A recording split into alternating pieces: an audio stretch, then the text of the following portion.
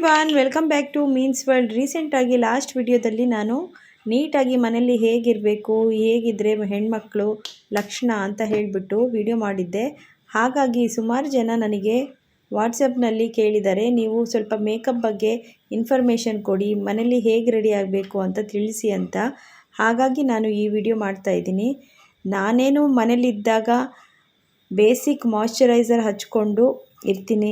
ನಾನು ಪೌಡ್ರು ಕೂಡ ಯೂಸ್ ಮಾಡೋದಿಲ್ಲ. ಆದರೆ ಕ್ಯಾಮ್ರಾ ಮುಂದೆ ಬರಬೇಕಲ್ವಾ, ನಂದು ಸ್ವಲ್ಪ ಈವನ್ ಟೋನ್ ಸ್ಕಿನ್ ಇಲ್ಲ. ಹಾಗಾಗಿ ಸ್ವಲ್ಪ ಫೌಂಡೇಶನ್ನ ಮಾಯ್ಶ್ಚರೈಸರಲ್ಲಿ ಮಿಕ್ಸ್ ಮಾಡಿಕೊಂಡು, ಹಾಗೆ ನಾನು ಸನ್ಸ್ಕ್ರೀನು ರೆಗ್ಯುಲರಾಗಿ ಬಳಸ್ತೀನಿ. ಹಾಗಾಗಿ ಅದನ್ನು ಕೂಡ ಎಲ್ಲ ಒಂದೇ ಇದರಲ್ಲಿ ಮಿಕ್ಸ್ ಮಾಡಿಕೊಂಡು ಹಚ್ಕೊಳ್ತಾ ಇದ್ದೀನಿ. ನೀವು ಕೂಡ ರೆಗ್ಯುಲರ್ ಮಾಯ್ಶ್ಚರೈಸರ್ ಯಾವುದಿರುತ್ತೆ ಅದಕ್ಕೆ ಸ್ವಲ್ಪ ಫೌಂಡೇಶನ್ ಹಾಕಿ ಮಿಕ್ಸ್ ಮಾಡಿಕೊಂಡು ಹಚ್ಕೊಳ್ಳೋದ್ರಿಂದ ಸ್ಕಿನ್ನು ಈವನ್ ಟೋನ್ ರೀತಿಯಲ್ಲಿ ಕಾಣುತ್ತೆ. ಹಾಗೆಯೇ ಲಿಪ್ಸಿಗೆ ಮಾಯ್ಶ್ಚರೈಸರ್ ಮಾಡೋದನ್ನು ಖಂಡಿತವಾಗಿಯೂ ಮರಿಬೇಡಿ. ನೀವು ಯಾವುದೇ ಲಿಪ್ ಬಾಮ್ ಯೂಸ್ ಮಾಡ್ತಾ ಇದ್ದೀರಾ ಆ ಲಿಪ್ ಬಾಮ್ನೇ ಯೂಸ್ ಮಾಡಿ. ಲಿಪ್ ಬಾಮ್ ಹಚ್ಚೋದ್ರಿಂದ ಲಿಪ್ಸ್ ಡ್ರೈ ಆಗೋದನ್ನು ತಡೆಗಟ್ಬೋದು. ಹಾಗೆ ನಮ್ಮ ತುಟಿಗಳನ್ನು ತುಂಬ ಮೃದುವಾಗಿ ಇಟ್ಕೊಳ್ಳೋದಕ್ಕೆ ಸಹಾಯ ಆಗುತ್ತೆ ನೋಡಿ. ಹಾಗೆ ನಾನು ಸ್ವಲ್ಪ ಕಾಂಪ್ಯಾಕ್ಟ್ ಕೂಡ ಹಚ್ಕೊಳ್ತಾ ಇದ್ದೀನಿ ಲೈಟಾಗಿ. ಯಾವುದು ನಾನು ಓವರಾಗಿ ಹಚ್ಕೊಳ್ತಾ ಇಲ್ಲ, ಎಲ್ಲ ಲೈಟಾಗಿ ಹಚ್ಕೊಂಡು ರೆಡಿ ಆಗ್ತಾ ಇದ್ದೀನಿ. ಹೀಗೆ ರೆಡಿ ಆಗೋದ್ರಿಂದ ಇಡೀ ದಿನ ಒಂದೇ ರೀತಿಯಲ್ಲಿ ಫ್ರೆಶ್ ಆಗಿ ಇರ್ತೀವಿ, ಒಳ್ಳೆ ಲುಕ್ ಅನಿಸುತ್ತೆ. ಹಾಗೆ ಸ್ವಲ್ಪ ಕಾಜಲ್ ಹಚ್ಕೊಂಡ್ಬಿಟ್ರೆ ಕಣ್ಣಿಗೂ ಕೂಡ ಲಕ್ಷಣವಾಗಿ ಕಾಣುತ್ತೆ. ಕಾಜಲ್ ಹಚ್ಚಲಿಕ್ಕೆ ನೀವು ಪೆನ್ಸಿಲ್ ಆದರೂ ಯೂಸ್ ಮಾಡ್ಬೋದು, ಬ್ರಷ್ ಆದರೂ ಯೂಸ್ ಮಾಡ್ಬೋದು. ನನಗೆ ಅವೆರಡು ಕಂಫರ್ಟಬಲ್ ಅನಿಸಲ್ಲ, ಹಾಗಾಗಿ ನಾನು ಫಿಂಗರ್ನೇ ಯೂಸ್ ಮಾಡಿಬಿಟ್ಟು ಕಾಜಲ್ನ ಹಚ್ಕೊಳ್ತಾ ಇದ್ದೀನಿ. ಹೀಗೆ ಹಚ್ಕೊಳ್ಳೋದ್ರಿಂದ ಕ್ಲೀನಾಗಿ ಸ್ಪ್ರೆಡ್ ಆಗುತ್ತೆ. ಸಣ್ಣವರಿದ್ದಾಗಿಂದ ಹಾಗೆ ಹಚ್ಕೊಂಡು ಅಭ್ಯಾಸ ಅಲ್ವಾ. ಈಗ ಈ ಥರ ಬ್ರಷ್ಷು ಪೆನ್ಸಿಲು ಇದೆಲ್ಲ ಯೂಸ್ ಮಾಡಬೇಕು ಅಂದರೆ ಏನೋ ಇರಿಟೇಟ್ ಅನಿಸುತ್ತೆ. ಲಿಪ್ಪಿಗೂ ಅಷ್ಟೇ, ನಿಮಗೆ ಸ್ಕಿನ್ ಟೋನಿಗೆ ಯಾವುದು ಸೂಟ್ ಆಗುತ್ತೆ ಅಂತ ನಿಮಗೆಲ್ಲರಿಗೂ ಗೊತ್ತಿರುತ್ತೆ. ಆ ಕಲರು ಲೈಟ್ ಕಲರ್ ಲಿಪ್ಸ್ಟಿಕ್ ಹಚ್ಕೊಂಡು ಮನೇಲಿ ಹೀಗೆ ರೆಡಿ ಆಗೋದ್ರಿಂದ ಇಡೀ ದಿನ ಚೆನ್ನಾಗಿ ಮಕ್ಕಳು ಸಣ್ಣವರಿದ್ದಾಗಂತೂ ನಾವು ನೀಟಾಗಿ ರೆಡಿ ಆಗೋಕ್ಕೆ ಸಾಧ್ಯನೇ ಇಲ್ಲ ಬಿಡಿ, ಅದೊಂದು ಬೇರೆ ಮಾತು. ಯಾಕಂದರೆ ಮಕ್ಕಳನ್ನ ನೋಡ್ಕೊಳ್ಳೋದೇ ತುಂಬ ಕಷ್ಟ ಆಗಿರುತ್ತೆ. ಹಾಗಾಗಿ ನಾನು ಕೂಡ ಹೇಗೆ ಬೇಕು ಹಾಗೆ ಇರ್ತಿದ್ದೆ ಇಡೀ ದಿನ ಮನೆಯಲ್ಲಿ.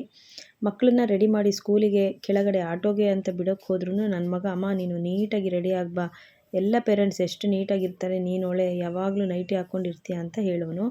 ಆಗ ನನಗೆಲ್ಲೋ ಅನ್ನಿಸ್ತು, ನನ್ನ ಮಕ್ಕಳಿಗೇ ನಾನು ಹೀಗೆ ಅನ್ನಿಸ್ತಾ ಇದೆ ಅಂದರೆ ನಾನು ಇನ್ಮೇಲಿಂದ ನೀಟಾಗಿರಬೇಕು ಅಂತ ಹೇಳಿಬಿಟ್ಟು ನಾನು ಕೂಡ ಡೈಲಿ ನೀಟಾಗಿ ರೆಡಿ ಆಗೋದನ್ನು ಸ್ಟಾರ್ಟ್ ಮಾಡಿದೆ. ಆವಾಗ ನನಗೆ ಫೀಲ್ ಆಯಿತು ಎಷ್ಟು ಬದಲಾವಣೆಗಳಾಯಿತು. ಮೊದಲು ನಾನು ಡ್ರೆಸ್ ಹಾಕ್ಕೊಂಡ್ರೆ ಸಾಕು, ನನ್ನ ಮಗ ಕೇಳ್ತಿದ್ದ, ಎಲ್ಲಿ ಹೊರಗಡೆ ಹೋಗ್ತಾ ಇದೆಯಾ, ಏನು ಶಾಪಿಂಗ್ ಹೋಗ್ತಾ ಇದೆಯಾ ಅಂತ. ಆದರೆ ಈಗ ಅವನು ಆ ಮಾತನ್ನೇ ಕೇಳಲ್ಲ.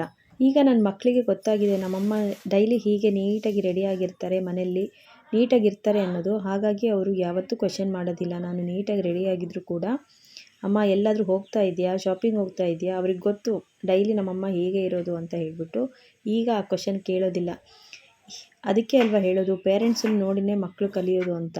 ಮುಂದೆ ಫ್ಯೂಚರಲ್ಲೂ ಮಕ್ಕಳು ನಮ್ಮನ್ನು ನೋಡಿ ಕಲಿಬೇಕು ಅಂತ ಹೇಳಿದರೆ ನಾವು ಈಗ ಹೇಗಿರ್ತೀವಿ, ಅವ್ರ ಮುಂದೆ ಹೇಗೆ ಬಿಹೇವ್ ಮಾಡ್ತೀವಿ ಅದು ಮುಖ್ಯ ಆಗುತ್ತೆ. ಇಲ್ಲಿ ನೋಡಿ, ನಾನು ಒಂದು ಸಿಂಪಲ್ಲಾದ ಎಗ್ ರೆಸಿಪಿ ತೋರಿಸ್ತಾ ಇದ್ದೀನಿ. ಇದು ಎಷ್ಟು ಸಿಂಪಲ್ ಇದೆಯೋ ಅಷ್ಟೇ ಟೇಸ್ಟಿಯಾಗಿರುತ್ತೆ. ಮನೇಲಿ ಟ್ರೈ ಮಾಡಿ ನೋಡಿಬಿಟ್ಟು ನೀವು ಕಮೆಂಟ್ ಮಾಡಿ ತಿಳಿಸಿ, ಹೌದು ಮೇಡಮ್ ಚೆನ್ನಾಗಿತ್ತು ನೀವು ಹೇಳ್ಕೊಟ್ಟಿದ್ದು ರೆಸಿಪಿ ಅಂತ ನೀವೇ ಖಂಡಿತವಾಗ್ಲೂ ಹೇಳ್ತೀರಾ. ಮಕ್ಕಳು ಸ್ಕೂಲಿಂದ ಬಂದಿದ್ದ ತಕ್ಷಣ ತುಂಬ ಹಸಿವಾಗ್ತಿದೆ, ನಾವು ಮಾಡಿದ್ದು ಅಡುಗೆಗಳನ್ನು ತಿನ್ನಲ್ಲ ಅಂತ ಅಂದಾಗ ಅವರಿಗೆ ಪಟ್ಟಂತ ಈಸಿಯಾಗಿ ಮಾಡಿಕೊಡೋ ಮೆಥಡ್ ಇದು.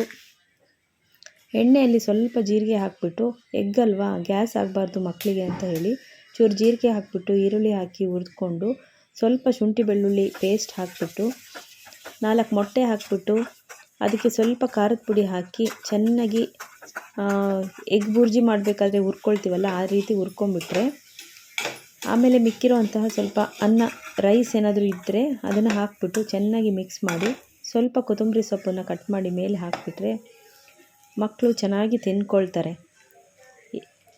ಎಗ್ ರೈಸ್ ಮಾಡಲಿಕ್ಕೆ ಎಲ್ಲರಿಗೂ ಬರುತ್ತೆ, ಆದರೆ ಇದೊಂಥರ ಬೇರೆ ಡಿಫ್ರೆಂಟ್ ಟೈಪು. ಫಟ್ ಅಂತ ಆಗುತ್ತೆ, ಈಸಿಯಾಗಿರುತ್ತೆ, ತುಂಬ ಟೇಸ್ಟಿಯಾಗೂ ಇರುತ್ತೆ. ಎಗ್ ರೈಸ್ ಮಾಡೋ ಮೆಥಡೇ ಬೇರೆ ಇರುತ್ತೆ, ಅದಕ್ಕೆ ಸ್ವಲ್ಪ ಎಲ್ಲ ಪ್ರೋಸೆಸ್ ಜಾಸ್ತಿ ಇರುತ್ತೆ. ಮಕ್ಕಳು ಕೇಳಿದ ತಕ್ಷಣ ಅದನ್ನೆಲ್ಲ ಮಾಡೋಕ್ಕಾಗೋದಿಲ್ಲ. ಹಾಗಾಗಿ ನಾನು ಈ ಥರ ಸಿಂಪಲ್ ಮೆಥಡ್ ಒಂದು ಕೂಡ ಕಂಡಿಡ್ಕೊಂಡಿದ್ದೀನಿ. ಇದನ್ನು ತುಂಬ ಇಷ್ಟಪಟ್ಟು ನನ್ನ ಮಗಳು ತಿಂತಾಳೆ. ಈ ಪುಟ್ಟ ಗಿಡ ತೋರಿಸ್ತಾ ಇದ್ದೀನಲ್ಲ, ಇದು ನನ್ನ ಮಗಳಿಗೆ ಕಾಲೇಜಿನಲ್ಲಿ ಎನ್ವಿರಾನ್ಮೆಂಟ್ ಡೇ ದಿನ ಕೊಟ್ಟಿದ್ದಾರೆ. ಪ್ರತಿಯೊಬ್ಬ ಮಕ್ಕಳಿಗೂ ಕೂಡ ಈ ಥರ ಪ್ಯಾಕ್ ಮಾಡಿಬಿಟ್ಟು ಸಣ್ಣ ಸಸಿನ ಕೊಟ್ಟಿದ್ದಾರೆ. ಹೋಗಿ ನಿಮ್ಮ ಮನೆಯಲ್ಲಿ ಗಿಡಗಳನ್ನು ನೆಡಿ ಅಂತ. ನೋಡಿ, ಸ್ಕೂಲು ಕಾಲೇಜ್ಗಳಲ್ಲಿ ಈ ಥರ ಇನ್ಫಾರ್ಮೇಷನ್ಗಳನ್ನು ಮಕ್ಕಳಿಗೆ ಕೊಡ್ತಾ ಇದ್ದರೆ ಮಕ್ಕಳು ಬೆಳೀತಾನೆ ಎಷ್ಟೆಲ್ಲ ಕಲಿತಾರೆ ಅನ್ನೋದು ಈ ಮೂಲಕ ಗೊತ್ತಾಗುತ್ತೆ. ಹೀಗೆ ನೋಡಿ, ಪ್ರತಿಯೊಂದು ಸ್ಕೂಲು ಕಾಲೇಜ್ಗಳಲ್ಲಿ ಈ ಥರ ಮಾಡಿದರೆ ತುಂಬ ಅನುಕೂಲ ಆಗುತ್ತೆ ಮಕ್ಕಳಿಗೆ. ಗಿಡ ಬೆಳೆಸೋದ್ರ ಬಗ್ಗೆ, ಗಿಡನ ರಕ್ಷಣೆ ಮಾಡೋದ್ರ ಬಗ್ಗೆ, ಗಿಡದಿಂದ ಏನೆಲ್ಲ ನಮಗೆ ಪ್ರಯೋಜನ ಅನ್ನೋದು ಮಕ್ಕಳು ಕೂಡ ತಿಳ್ಕೊಳ್ತಾರೆ.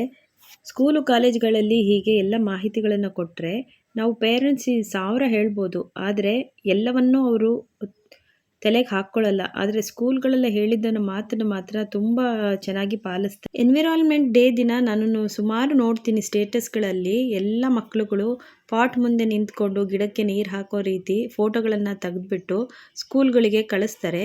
ಹೀಗೆ ಮಾಡೋದು ನನಗೆಲ್ಲೋ ಸರಿ ಅನಿಸಲ್ಲ. ಯಾಕಂದರೆ ನಾವು ಯಾವುದೋ ಒಂದು ಗಿಡ ಬೇಕು ಅಂತಲೇ, ಇಲ್ಲ ಯಾರ್ದೋ ಮನೆ ಮುಂದೆ ಇರೋ ಗಿಡನ ನಿಂತ್ಕೊಂಡು ಫೋಟೋ ತೆಗೆದುಬಿಟ್ಟು ಕಳಿಸ್ತಾ ಇರ್ತೀವಿ. ಅದ್ರ ಬದಲು ಸ್ಕೂಲ್ಗಳಲ್ಲೇ ಈ ಥರ ಸಣ್ಣ ಸಣ್ಣ ಸಸಿಗಳನ್ನು ಕೊಟ್ಟರೆ ಮಕ್ಕಳು ಮನೆಗೆ ತಂದು ಆ ಗಿಡಗಳನ್ನು ಸಾಕ್ತಾರೆ. ನಮ್ಮ ಸ್ಕೂಲಲ್ಲಿ ಕೊಟ್ಟಿದ್ರು ಅಂತ ಎಷ್ಟೋ ಪ್ರೀತಿಯಿಂದ ನೆನಪು ಮಾಡಿಕೊಂಡು ಮಕ್ಕಳು ಬೆಳೆಸ್ತಾರೆ. ಹಾಗಾಗಿ ಇದು ನನಗೆ ತುಂಬ ಇಷ್ಟ ಆಯಿತು, ಇವರು ಕಾಲೇಜಿನಲ್ಲಿ ಗಿಡಗಳನ್ನು ಕೊಟ್ಟಿದ್ದು. ಈ ವಿಡಿಯೋ ಯಾರಿಗೆಲ್ಲ ಇಷ್ಟ ಆಯಿತು ಲೈಕ್ ಮಾಡಿ, ಶೇರ್ ಮಾಡಿ, ಕಮೆಂಟ್ ಮಾಡಿ. ಸಬ್ಸ್ಕ್ರೈಬ್ ಮಾಡೋದನ್ನು ಖಂಡಿತ ಮರಿಬೇಡಿ. ಫುಲ್ ನೋಡಿದರೆ ದಯವಿಟ್ಟು ಒಂದು ಕಮೆಂಟ್ ಹಾಕಿ. Thank you.